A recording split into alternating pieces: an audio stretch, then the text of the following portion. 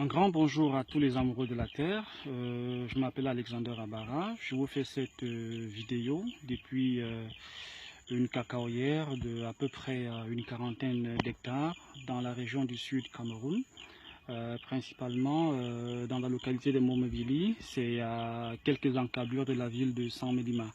Alors en arrière-plan, vous observez effectivement le feuillage assez agréable de ce jeune pied de cacao qui est tout juste âgé de 5 ans. Il n'est pas encore entré il est déjà entré en production. On peut y observer déjà la présence d'une chérelle qui est là du jeune cabosse, qui n'a même pas encore la taille d'un petit gombo. Et juste à côté, on peut également observer une fleur qui annonce justement l'arrivée de d'autres fleurs, mais également de d'autres jeunes cabosses. C'est vrai que d'un autre côté également, on peut voir les allées et venues des fourmis dont le rôle n'est pas toujours très apprécié dans une cacaoyère pour certaines.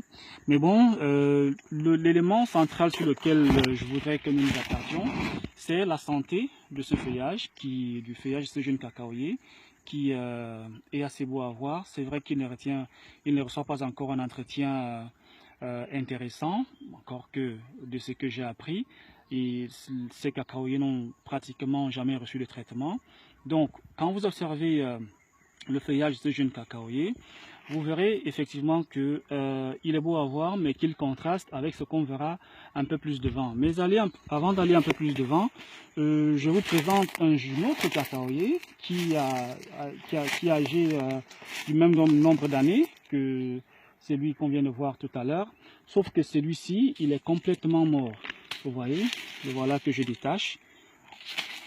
Il est parti, vous voyez, avec ses cabosses, il est mort complètement. Mais qu'est-ce qui l'a tué? On se pose la question, qu'est-ce qui a bien pu arriver à ce jeune cacaoyer de 5 ans pour qu'il périsse et finisse de cette façon, alors que les cacaoyers peuvent tenir 50, 70, voire même peut-être 100 ans.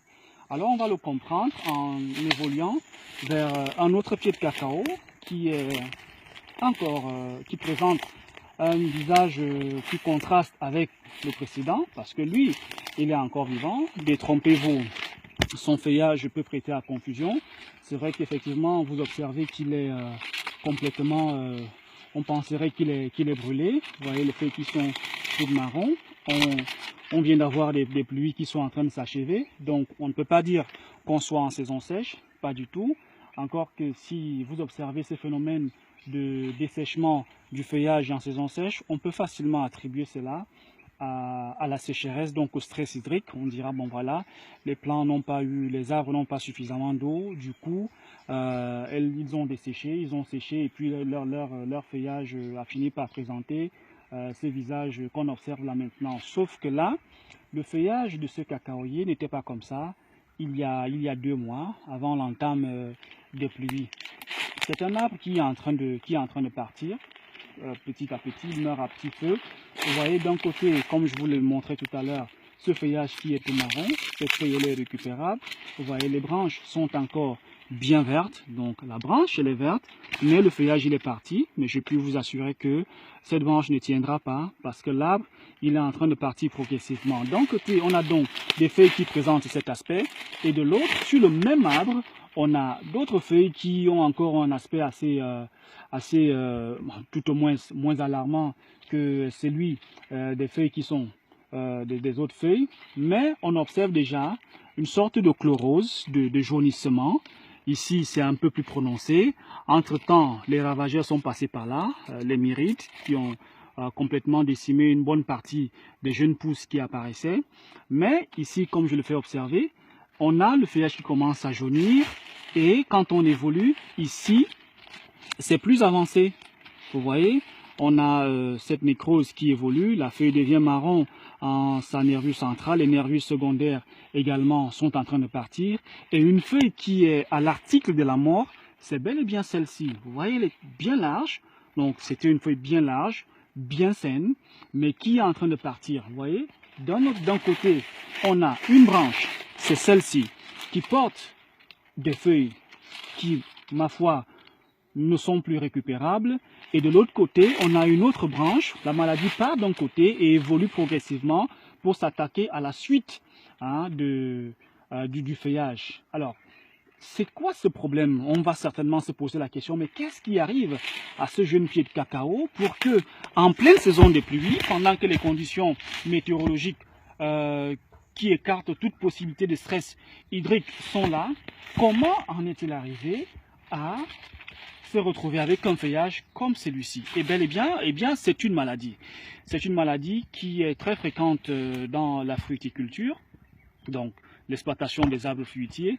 Le cacaoyer est un arbre fruitier et les cacaoculteurs qui regardent cette vidéo, s'il y en a, se reconnaîtront forcément dans ce problème. Il y en a qui l'ont déjà vécu, il y en a qui le vivent, il y en a qui, dans cette localité de Momobili, ont complètement abandonné leur cacaoyère simplement parce que cette maladie les y a découragés. C'est quoi la maladie elle-même? Cette maladie s'appelle le pourridier. Le pourridier, c'est un nom qui fait frémir les cacaoculteurs. Le pourridier est une maladie cryptogamique, c'est-à-dire qu'elle est causée par un champignon. C'est le champignon de l'armillaire.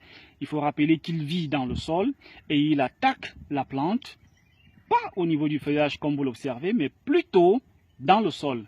Je l'ai dit, c'est un champignon qui vit dans le sol, donc c'est au niveau du système racinaire de la plante, c'est là-bas en bas qu'il attaque la plante. Il peut passer 5 ans, 10 ans, voire 20 ans là-bas. Et puis, il va s'attaquer au système racinaire de la plante. Il faut rappeler que le système racinaire de la plante, c'est comme le système nerveux de l'homme. Alors imaginez-vous un cancer qui vous ronge le cerveau. Ce n'est pas du tout agréable. Il est clair que vous allez en pâtir. C'est donc ce qui arrive à ce jeune cacaoyer. Une fois que ce champignon a attaqué les racines, on observe par la suite, c'est-à-dire les premiers symptômes, un dépérissement progressif, c'est-à-dire par une décoloration du tronc, vous voyez.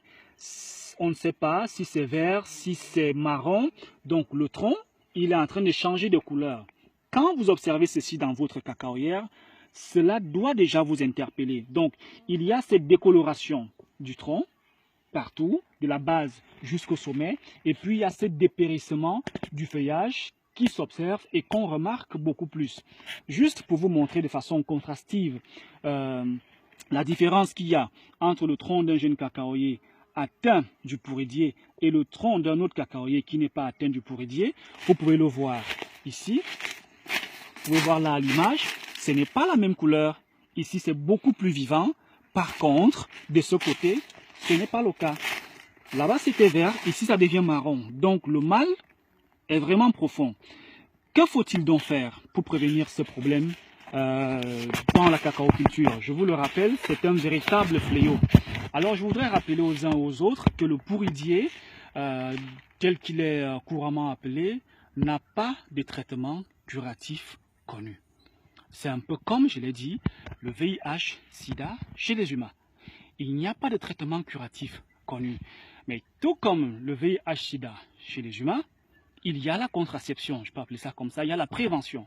Donc, il y a des bonnes pratiques agricoles que tout planteur doit pouvoir commencer à observer dans sa plantation pour que ce phénomène soit déjà évité et si jamais il apparaît, qu'il puisse être rapidement maîtrisé. La propreté d'une plantation, ça compte, surtout l'entretien de la plantation post-récolte. Je voudrais déjà établir une vérité et c'est la suivante. Le pourridier affecte beaucoup plus les nouvelles variétés de cacao, les hybrides comme on les appelle généralement, qui produisent beaucoup mais qui s'avèrent très peu résistantes à la sécheresse mais également aux maladies comme le pourridier. Par contre, l'ancien cacao connaît moins ce type de problème mais il est moins productif. Alors, il est important que les cacaoculteurs qui regardent, les planteurs qui regardent, pas seulement les cacaoculteurs, ceux qui font dans les fruitiers, qu'ils comprennent que quand vous avez une plantation, c'est comme votre famille. Si vous, en tant qu'être humain, vous avez droit à un repas journalier, il faut savoir que vos arbres fruitiers ont besoin de manger au moins une fois par mois. Chez nous, ici au Cameroun, l'entretien phytosanitaire d'un verger se fait tous les 21 à 30 jours. Donc, le champ, c'est la cotisation. Je donne et je reçois. Bon, maintenant, qu'est-ce qu'on donne à la plante? Il faut déjà comprendre que quand on achève la récolte à la fin de l'année, il est très important de ne pas abandonner la cacaoyère parce que l'étude qui a été menée sur le pourridier révèle qu'il s'attaque beaucoup plus aux arbres qui ont été affaiblis par la sécheresse, aux arbres mal nourris. Il s'attaque également aux arbres qui ont reçu des épandages accidentels d'herbicides. Il s'attaque également aux arbres qui ont reçu des blessures au niveau du collet, issues peut-être des gens qui défrichent et qui ne font pas attention. Il y a beaucoup de causes beaucoup de causes qui peuvent conduire justement à ce qu'on observe là derrière moi. Donc, il est important que les uns et les autres sachent qu'un verger, ça doit s'entretenir. On doit y aller une fois par mois. Il faut apporter des engrais à la plante. Il faut apporter du calcium à la plante. Il faut apporter d'autres éléments, des stimulants à la plante. Bon, puisqu'on parle principalement du pourridier aujourd'hui, je voudrais faire comprendre aux uns et aux autres, comme je l'ai dit tantôt, qu'il n'y a pas de traitement curatif connu, mais il y a un traitement préventif.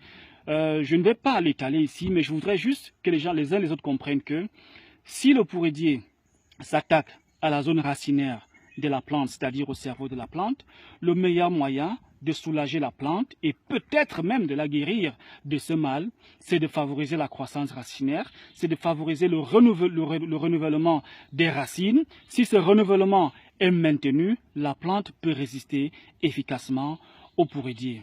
Bon, dans une vidéo, je ne peux pas tout vous dire. Je l'ai faite pour que de façon illustrative, que ce soit un peu plus vivant, que vous sachiez de quoi il est question. La suite de vos interventions, la suite de vos suggestions, remarques et autres questions, c'est à travers vos réactions à cette vidéo.